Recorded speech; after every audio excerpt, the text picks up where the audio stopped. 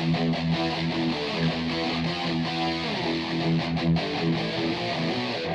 guys, Roman Eating Reaper here. So I've just watched Love Hurts. Paid the $15.99 rental for this on Prime Video. It's directed by Jonathan Eusebio, a long-time stunt coordinator who's making his directorial debut. So obviously, yes, an 87 North action movie is a perfect vehicle for that. You're of course being founded by former stuntmen Chad Stahelski and David Leitch, guys with a real love of the craft behind stunt work and fight choreography. This is also a prime vehicle for Ke Huy Quan, one of the nicest men in Hollywood right now and undisputed master of the glam bot, to make his leading man debut. You know, his comeback in full swing post-Oscar win. Like, all of the ingredients were here for a recipe for success. But does it actually live up to its appealing leading man proposition? Let's find out. So the film follows Marvin Gable, an unassuming realtor in Milwaukee who's just been awarded Realtor of the Year. His celebrations are cut short when he receives a mysterious letter from Rose Carlyle, an old partner in crime who he left for dead. As she re-enters his life, Marvin's crime boss brother Alvin, also known as Knuckles, sends various hitmen in pursuit of both him and Rose, forcing Marvin to finally confront the past that he never truly buried. So look, I'm as all in on this sort of stunts-based action movie as the next person. In fact, I've very much enjoyed all of 87 North's other films. You know, they've pretty much never set a foot wrong. They very reliably deliver crowd-pleasing films with that, you know, exciting, wind-swirly violence mixed in with a healthy amount of comedy. So, with that in mind, I am left scratching my head as to just how this one managed to misfire so badly. Like it is baffling. Like, let's give credit where credit's due. The action is very, very well done. You can definitely tell this is done by a long-time stuntman because, you know, the fight choreography here, it's slick, it's fluid, it's got that energy to it. It's, you know, also has that, you know, visceral violence as well, in which, you know, all kinds of improvised weapons are utilized. Perhaps most notably in a fight scene early on in an office where, you know, all manner of office equipment like pencils and laptops are being are being utilized as improvised weapons. It's, you know, very, very well done. Perhaps a standout action moment occurs late on in the film in a house as a sale is about to go down. It is, yeah, super, super entertaining to watch. And of course, yeah, really commanding the whole thing is the always lovable Ke Huy Quan. He's great here. You know, he has that ample physicality that really sells the impact of the action. You know, of course, in the time he spent away from acting, he actually worked as a stuntman, notably on X-Men. He also has a second degree black belt in Taekwondo, so he's more than capable of pulling these action scenes off. But he also balances that out nicely with this real lovable, goofy charm that really sells just how, like, unassuming he is. Oh, he's great. He's, you know, far, far too good for this film. Yeah, that stuff is about where the positives end, because it's really not enough to save just how much of a baffling mess the film around it is.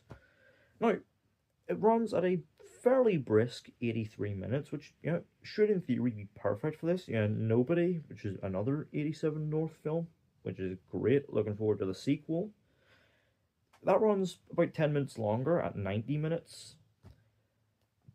But where Nobody had a very simple story that was easy to follow, had good character development, and those action moments, this doesn't. This has a very simple story. You know, it very much is following that, retired hitman slash agent, you know, returns to his old life thing. You've seen it done countless times in movies, including, yes, Nobody. But the problem is, this brings nothing actually new to the table, no sort of like unique elements that might help this stand out. I think the whole Valentine's theme should, in theory, be what sets this apart, but they don't really do anything with it. And so it means that, yes, as much as there really is nothing but so much nothing to this film, it means that it's structurally handled really weirdly. Like, they managed to overcomplicate what should be a very simple story, making that 83 minutes feel a lot longer. Seriously, man, the structure of this film is so bizarre. Like, it awkwardly cuts between like plot points seemingly at random. It's so jarring, it's so abrupt. None of it is ever given any room to breathe, which it makes it difficult to actually invest in any of it. This is either a very badly written script or it has been cut down within an inch of its life in post. I'm beginning to suspect it actually might be the latter. It genuinely feels like there are scenes missing here. Not helping matters is that this thing is overstuffed with characters, none of whom are ever given any like proper development. Marv aside, of course. Like, on the one hand, there's this like subplot between one of Marvin's co-workers and this hitman, the Raven, played by Mustafa Shakir, which is kind of interesting and does have lead to some chuckles. That should have been the film itself, though, because unfortunately, it gets lost in amongst all the other stuff. You've got like this little mini Goonies reunion between Ke Huy Quan and Sean Astin. There's all the stuff with Knuckles, played by Daniel Wu. There's even these pair of hitmen. One of them is like trying to get back with his wife.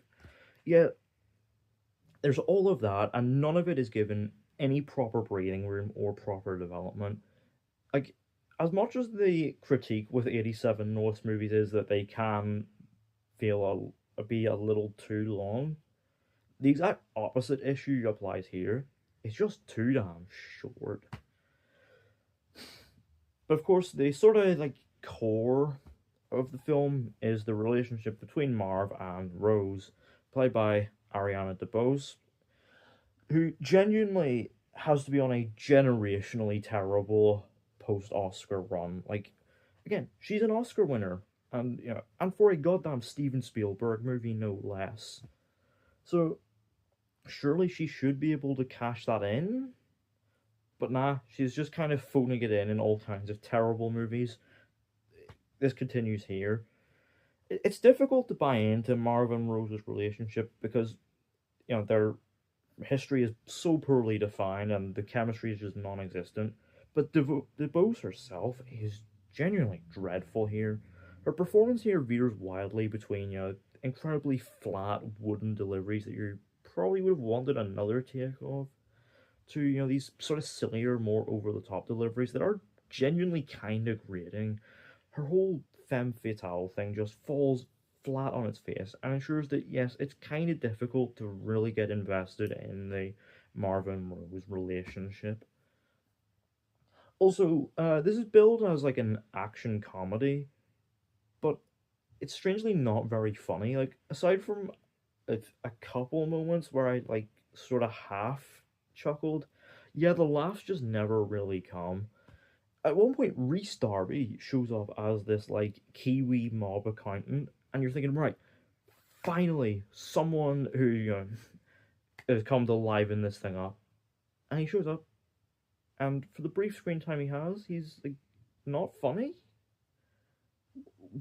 What? That is quite a staggering feat.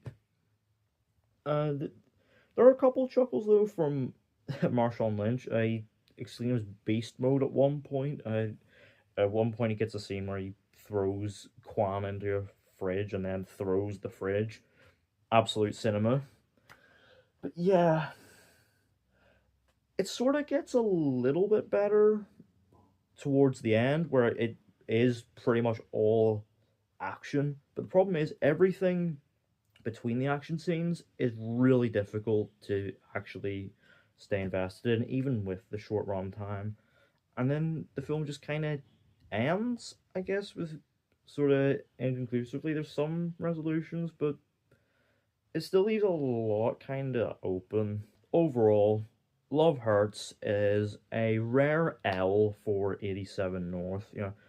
It is pretty much proof that you can have all like the best stuntmen and fight choreographers in the world, but it's not enough to overcome a fundamentally weak script. Ke Huy Quan innocent, of course. Out of 10, Love Hurts gets a 3. So yeah, let me know down in the comments. Have you seen Love Hurts? What did you think of it? What did you think of Kwan's leading man debut performance? And do you think 87 North will be able to rebound from this? I'm hoping they will be, with Nobody 2 coming in the summer.